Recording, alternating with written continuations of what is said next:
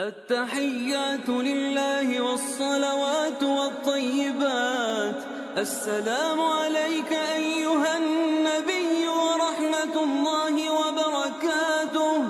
السلام علينا وعلى عباد الله الصالحين.